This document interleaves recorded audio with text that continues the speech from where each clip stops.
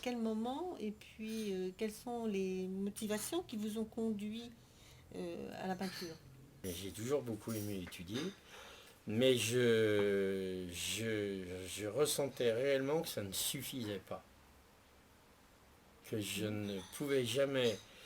Je passais mon temps à étudier, je passais mon temps à réfléchir, à apprendre. Je devais avoir 15 ans, 16 ans, je suis rentré en seconde. Là, ça a commencé à me prendre cette idée que. Cette sensation, c'est pas une idée. De me dire, voilà, tu réfléchis, tu apprends, tu réfléchis, tu apprends, et alors? Et j'aimais beaucoup dessiner, Vous avez suivi des formations? alors la personne qui vivait avec ma grand-mère peignait. Mhm. Et donc j'avais l'exemple qu'on pouvait s'exprimer, qu'on pouvait faire quelque chose, tout en réfléchissant, réfléchir et en même temps s'exprimer. Et ça me fascinait, les odeurs me fascinaient, ça m'a toujours envoûté, l'odeur de l'essence. Mhm. C'est Mhm. curieux, mais c'est Mhm. comme ça. Mhm. Et ce qui m'envoûtait aussi, c'était ce pouvoir d'exprimer sa pensée, donc de prendre le risque de la concrétiser sur de l'image. Et ça courait dans mon cerveau. Et un jour, j'ai un copain, alors là je devais avoir 16 ans, et un samedi après-midi, il ne savait pas quoi faire. Il me téléphone et il me dit, voilà, il y a l'exposition d'un peintre qui s'appelle Magritte, je ne savais pas qui c'était. C'était au Grand Palais. Et donc, nous y fûmes. Et là, j'ai eu un flash, mais ça m'a vraiment impressionné. Donc c'est ce qui a créé votre première Je inspiration. pense que ça m'a complètement flashé. Ça a été très très étrange comme sensation. Et je me suis dit, euh, c'est ça que tu dois faire. Tu dois faire de l'image. Tu dois t'exprimer sur. Donc le terrain était peut-être mûr et j'étais mûr quoi. Le terrain était préparé et cette vision de l'expression d'idées sur de la toile par de l'image, en voyant le travail de Magritte, je pense que c'est ça qui m'a décidé, ouais. Donc ça, c'était l'inspiration initiale. Ouais. Et après, La pulsion. oui, comment vous avez pu ensuite conforter justement votre goût pour la peinture par la suite? Est-ce qu'il y a d'autres maîtres qui vous ont inspiré aussi?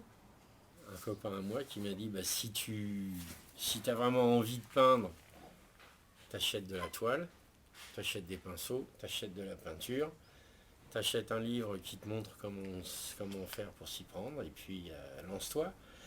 De fil en aiguille, je me suis lancé, j'ai appris. Alors en peinture à l'huile, je suis totalement autodidacte. Et ça a un intérêt d'être autodidacte, mais ça a un inconvénient. De toute façon, tout a un intérêt, tout a un avantage, tout a un inconvénient. Rien n'est parfait. Le fait d'être autodidacte, ça contraint la technique à sa propre idée. Mhm. L'inconvénient, c'est qu'on apprend moins vite. Et l'inconvénient, c'est qu'on passe sans doute à côté de choses qu'on aurait bien aimé connaître. Par contre, pour le développement de sa personnalité face à l'image, c'est fatalement bénéfique. Mhm. J'ai mis 4 5 ans à mettre au point une technique que j'ai plus jamais abandonnée, qui fait que que on reconnaît réellement mes images. Alors D'accord. on les aime pas, on les apprécie, on les apprécie pas, mais on sait que c'est de moi, quoi. Alors, vous positionnez votre art dans quelle catégorie de peintre? Ah, Vous n'avez pas une idée? si. Euh, Moi je dis peintre de l'imaginaire. J'aime pas trop les mots en isme qui sont devenus un peu pompeux. Bon, c'est vrai qu'on me place dans les surréaliste, oniriste. Le mot imaginaire, c'est général, ça n'est pas pompeux, ça montre, ça définit bien le type de travail que je fais. J'imagine les choses que je mets en image. Votre expression picturale actuelle, est-ce qu'elle est identique à celle de vos débuts ou bien est-ce que vous avez vraiment vécu plutôt une mutation artistique? Est-ce qu'il y a eu des changements? Non, Non. j'ai l'impression de toujours faire le même tableau. C'est curieux ça. Bon, c'est jamais le même évidemment, et ça a évolué, mais je suis toujours. Je pense que j'ai pas changé de voyage. En 40 ans, le voyage est le même. Quand vous commencez une toile, vous avez une idée précise de l'aboutissement de ce que vous souhaitez, de ce que vous souhaitez faire passer comme message? Alors, je ne sais pas ce que je veux faire passer comme message. C'est un ressenti. Le message, il est sur la toile.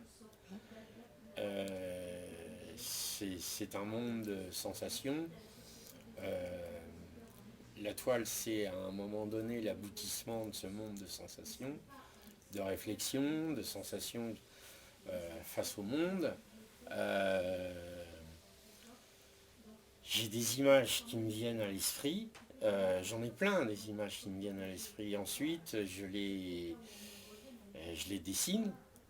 Je les mets sur un brouillon. Ça peut être en prenant un café le matin. Bon. Et ensuite, je les dessine, je les orchestre. J'orchestre mon travail. C'est ça le mot. Il n'y a pas d'objectif défini. D'objectif défini? Oui. Non. Je peux pas. C'est un monde de sensations. Oui. Je suis pas. Je peux pas avoir un objectif défini. Mon objectif, c'est exprimer ce qui va être sur la toile. C'est-à-dire traduire les sensations que j'ai dans mon cerveau sur la toile.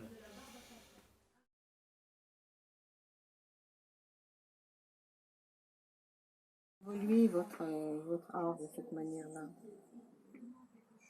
Je ne sais pas. Je ne sais rien. Vous laissez aller les sensations? Quand je peux pas, quand j'ai fini un tableau, je suis pas forcément bien, faut que j'en fasse un. C'est absolument nécessaire. Et je ne sais pas ce qui me pousse. J'en sais rien. Mais qui sait sur Terre qui pousse qui à faire quoi? Parce que, à part la fonction utilitaire, manger, oui, j'ai faim, je suis poussé à aller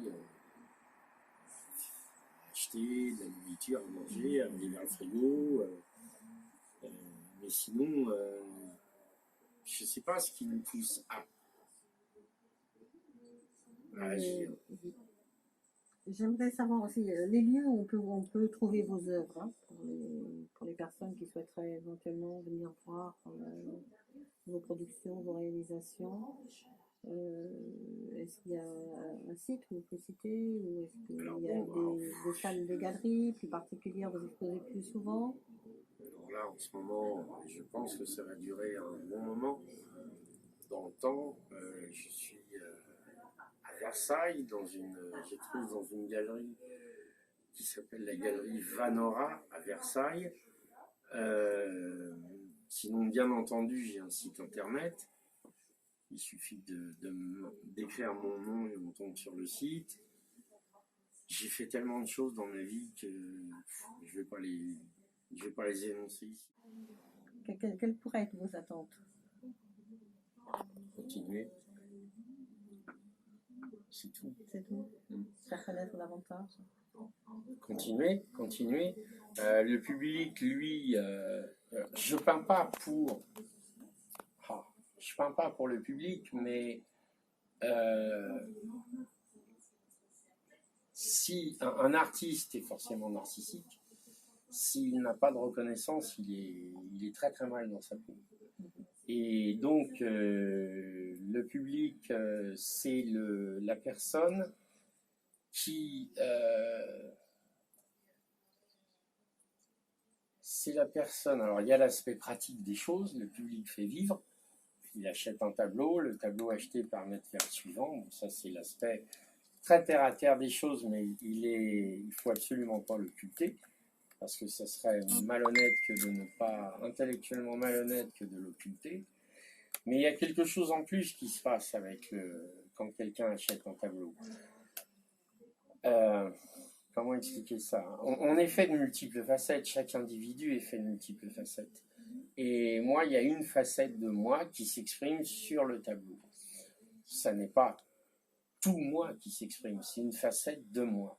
Et je suis toujours fasciné de voir quelqu'un que je n'ai jamais vu, qui ne m'a jamais vu, qui ne me voit que par l'intermédiaire d'un tableau. Il y a dans son esprit, là aussi, une facette qui rentre en résonance avec ma propre facette. Et cette résonance est tellement puissante que cette personne va faire l'effort d'acheter le tableau. Donc symboliquement, il y a un aspect pratique, mais il y a aussi un aspect symbolique. C'est quelqu'un qui a fait l'effort de travailler, etc., qui avec ses efforts gagne de l'argent, et une partie de ses efforts passe dans le plaisir d'acheter de déclencher ce mécanisme de résonance avec moi-même. Ça m'a toujours fasciné, parce que je ne connais pas la personne, et je ne la connaîtrai jamais.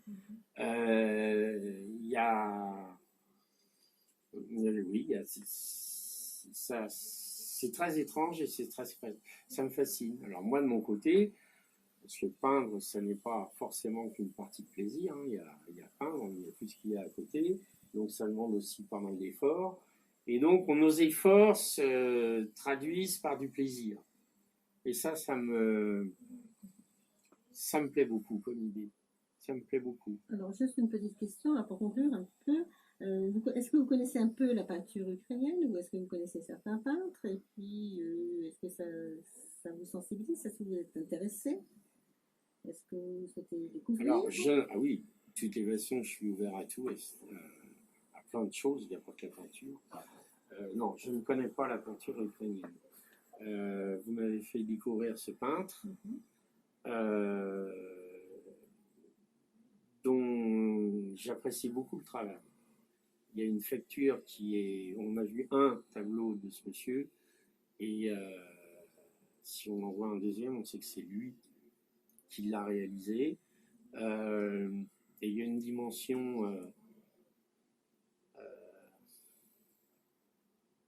son graphisme, si on peut employer un mot, je ne sais pas quel mot employer, donc je vais employer le mot graphisme, mais c'est pas réellement du graphisme. Sa facture, sa façon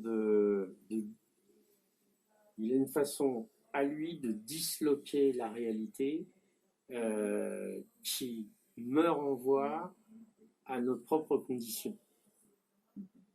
Que ce soit les personnages ou les choses, je vois une sorte de dislocation, de déchirement des choses, qui nous renvoie à notre propre destinée.